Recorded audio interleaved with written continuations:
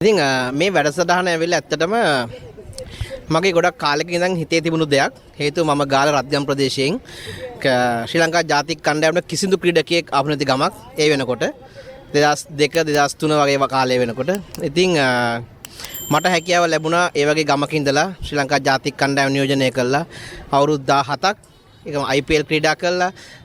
Franchise cricket ගොඩක් ක්‍රීඩා කළා. රටට ටෙස්ට් one day T20 ක්‍රීඩා කරන්න. ඉතින් මම හිතුවා ඒ දවස්වල මම වගේම තවත් දක්ෂ ක්‍රීඩකයන් හෝ ශ්‍රී ලංකා කණ්ඩායමට ක්‍රීඩා කරන්න පුළුවන් ක්‍රීඩකයන් ඇති කියලා.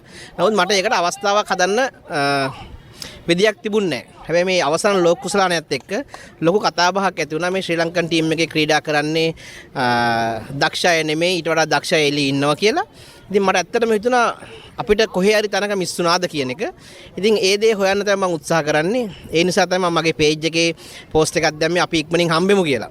ඉතින් ඊට පස්සේ මේ පෝස්ට් එක දැකලා සිංගර් ආයතනය මට කතා කරා මොකද්ද කරන්න හදන්නේ කියන එක මම මගේ අදහස පැහැදිලි කරා. ඉතින් ඒගොල්ලෝ හරි සතුටින් මාත් එක්ක එකඟුණා. මේ ක්‍රිකට් ආයතනය මම කිව්වා මම මෙහෙම දෙයක් කරනවා මට මේකයි මම කරන්න කියලා. ඒගොල්ලෝ මට ගොඩක් සහාය දක්වුවා. ඉතින් මම හිතනවා මේ හැමදේමත් එක්ක මට එක දවසින් ලංකාවේ 3500ක් රිජිස්ටර් කරන්න හැකියාව ලැබුණා වයස අවුරුදු 17ත් 22ත් අතර. ඒ වයස අවුරුදු 17ත් 22ත් අතරකම තෝරගත්තේ මගේ බලාපොරොත්තුවක් නෑ ලංකාවට වේග පන්දුවන්නේ ක්‍රීඩා කරනවා නම් අවුරුදු 2ක් 3ක් ක්‍රීඩා කරන පන්දුවන මට අවශ්‍ය නෑ. මට අවශ්‍ය අවුරුදු 10ක් 15ක් ක්‍රීඩා කරන්න පුළුවන් ක්‍රීඩකයන්. ඒ වගේම ෆෝමැට් තුනම ක්‍රීඩා කරන්න පුළුවන් ක්‍රීඩකයන්. ඒ අනුව තමයි මම අවුරුදු 17ත් 22ත් අතර වයස් සීමාව යොමු කරේ. ඉතින් මට හිතෙනවා අද මම තෝරගන්නේ මුලින්ම වේග පන්දුවන්නේට ෆිට්නස් එක තියෙනවා නම් ඔහුගේ ස්කිල් එක ඩෙවලොප් කරගන්න පුළුවන්. හැබැයි ස්කිල් ඩෙවලොප් කරන්න ජාත්‍යන්තර මට්ටමේ තරඟ ක්‍රීඩා කරනකොට පැයට කිලෝමීටර් 130 35 40 අතර වේගයෙන් පන්දු යවන්න ඕන. ඒ අනුව තමයි පිටිකඩුවේ දවා ගැනීමේ අවස්ථාව ගොඩක් දුරට උදා වෙන්නේ. ඉතින් ඒ නිසා මම අද මුලින්ම කරන්නේ සුගතදාස ස්ටේඩියම් එකේ ඒ 3500න් 353 දෙනෙක් තෝරගෙන පළවෙනි අදියර විදියට ඔවුන්ගේ 2 කිලෝමීටර් රන් එක නැෂනල් ටීම් එකේ තියෙන්නේ විනාඩි 7යි තප්පර 30ක්. වැඩිපුර විනාඩියක් ඔහුට දීලා විනාඩි 8යි තප්පර 30කට සිලෙක්ට් කරන්න බලනවා. ඉතින් විනාඩි 8යි තප්පර 30ට අඩුවෙන් දුවන හැම කෙනාම සිලෙක්ට් කරනවා කෙත්තාරාමයට ගිහිල්ලා ජාත්‍යන්තර ක්‍රීඩාංගණයේ සෙන්ටර් විකට් එක බෝල් කරන්න. ඒ වගේම විනාඩි 8යි තප්පර 31 වුණත් මම තෝරන්නේ නැහැ. ඒ මගේ හැටි. ඉතින් මං හිතනවා ඊළඟ වටේට එනකොට ඒගොල්ලෝ ඒ දේ හදාගෙන එයි කියලා ඊළඟ අවස්ථාවේදී. ඉතින් ඒක තමයි අරමුණ. ඒ වගේම මේ 3500ම මම බලනවා ඊළඟ වාර 9කදී. ඒක නිසා කාටවත් අසාධාරණයක් වෙන්නේ නැහැ. මේ වසර අවසානයේදී මගේ බලාපොරොත්තුව ඒ 3500ම බලලා මට අවශ්‍ය මම හොඳයි කියලා හිතන 20 දෙනෙක් තෝරන්න. ඉතින් මම හිතනවා ඒ 20 දෙනාටම වග කියනවා.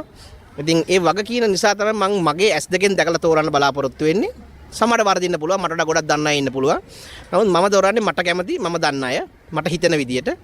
ඉතින් ඒක නිසා මේකට අද පළාත් 9කින් ලංකාවේ පළාත් 9ෙම ක්‍රීඩකයන් සහභාගී වෙනවා. හරි සතුටුයි මට ඒ ගැන. ඒ වගේම මම බලාපොරොත්තු වෙනවා මේ තීරණ ක්‍රීඩකයන්ට මාස 6ක ප්‍රෝග්‍රෑම් එකක් දෙන්න. දීලා ඒ පළාතේ ඉන්න හෝ ඒ දිස්ත්‍රික්කයේ ඉන්න පුහුණු කරුට ක්‍රිකට් ආයතනය මගින් අනුයුක්ත කරපු මෙන්න මේ ෂෙඩියුල් එක ෆලෝ කරන්න මාස 6ක් තුල කියලා. ඊට පස්සේ ඔහු අපිට අයිමත් හම්බෙනකොට ඔහුගේ ස්කිල් එකත් ඔහුගේ ෆිට්නස් එකත් මීටත් වඩා දියුණු වෙලා තියෙයි. එහෙම දියුණු කරන්න ක්‍රීඩකයා උනන්දුනේ නැත්තම් මම ඒ වෙලාවෙත් ඔහු අයින් කරනවා.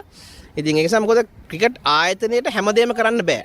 ක්‍රීඩකගේ වගකීමක් තියෙනවා මේ හම්බුන ඔපචුනිටි එක යූස් කරන්න. ඒක නිසා හැමෝම බලන් ඉන්නවා නම් ක්‍රිකට් ආයතනය ඇවිල්ලා අපිව දුවවයි කියලා එහෙම වෙන්නේ නැහැ. අපි දුවල කරලා ෆිට් එකේ ඉන්න ඕන බෝල් කරලා අවස්ථාව වහම එක් ගන්න. ඉතින් ඒක තමයි මම කරන විදිය.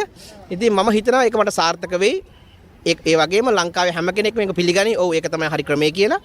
ඉතින් එතන ඉඳන් ඉස්සරහින් දැන් බලාපොරොත්තු වෙන්නේ. ඉතින් මගේ අද මට සහයෝගය දක්වන්න අයර දෙන මාත් එක්ක ක්‍රීඩා ධම්මික ඒ වගේම මගේ ශ්‍රී ලංකා ක්‍රිකට් ආයතනයේ පුහුණු කරුවන් ෆිට්නස් ට්‍රේනර්ස්ලා සනත් අය ඇවිල්ලා ගියා. ඉතින් අනුෂය එනවා. ඉතින් මේ වගේ මට ගොඩක් මම හිතපු නැති විදියට මේ දෙයට මගේ පුහුණු කරුවන් සහ මගේ සමකාලීන ක්‍රීඩකයන්ට වඩා ලංකාවේ ගොඩක් අය මේකට ආශිර්වාද කරා මේක සාර්ථක කරන්න මේක අවශ්‍ය දෙයක්. ඉතින් මට ඒක ගැන ගොඩක් සතුටුයි. ඉතින් ඒ දේ තමයි මම බලාපොරොත්තු වෙන්නේ. මම හිතනවා මට අද දවසේ කිලෝමීටර් 2 ඒ ගානට දුවන්න පුළුවන් ක්‍රීඩකයන් 100ක් 150ක් අතර ප්‍රමාණයක් හොයාගන්න පුළුවන් වෙයි කියලා. ඉතින් එතරිනුත් 135ට වැඩි වේගයෙන් පන්දු යවන්න පුළුවන් ක්‍රීඩකයන් හොයාගන්න පුළුවන් වෙයි කියලා. ඉතින් ඒක මගේ මම හිතනවා මම ලැබපු ලොකු ජයග්‍රහණයක් කියලා. මොකද මම IPL මම අදට අයිමත් යනවා. ඉතින් මම අද උදේ ලංකාවට ආවේ. මම මේ වෙනුවෙන්ම ආවේ. ඉතින් මම හිතනවා මේ මගේ එෆර්ට් එකට සාධාරණයක් කරයි කියලා මේ ආපු හැම ක්‍රීඩකයෙක් නිසා ඒගොල්ලෝගේ දෙමව්පියන්. මම හිතනවාද මේ ලංකාවේ මෙතෙක් හඳුනා නොගත් සියලු සහභාගී වෙයි කියලා. ඇප්ලයි කරොත් අනිවාර්යයෙන්ම මට හම්බ වෙනවා.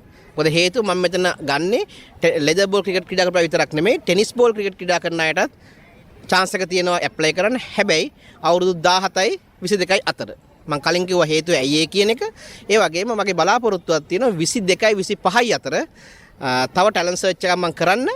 ඒකේ මම බලාපොරොත්තු වෙන්නේ ෆිට්නස් එකට වඩා ස්කිල් එක. ස්කිල් එක තියෙනවා නම් මට හැකියාව තියෙනවා ඒගොල්ලෝ හඳුන්වා දෙන තේරීම් කමිටුවට මෙයාට කිලෝමීටර් දෙක දුවන්න බෑ. නමුත් ස්කිල් එක හොඳයි. ඔයගොල්ලෝ ඩිසයිඩ් කරන්න ඔයගොල්ලන්ට ඕනේ මේ වෙලාවේ ටෙස්ට් ක්‍රිකට් ක්‍රීඩාවට වෙන්න පුළුවන් T20 වෙන්න පුළුවන් එක් දින වෙන්න පුළුවන්. ෆිට්නස් එක පොඩ්ඩක් මදි වුණත් කමක් නැහැ. ස්කිල් එක තියෙන එක්කෙනාද නැත්තම් නෑ ෆිට්නස් එකත් ඕනද කියලා. ඒක තියෙන තේරීම් කමිටුව අත. ඒක මට අදාළ ප්‍රශ්නයක් නෙමෙයි. මගේ බලාපොරොත්තුව ඒ කණ්ඩායම් දෙකම ලෑස්ති කරලා තියන්න.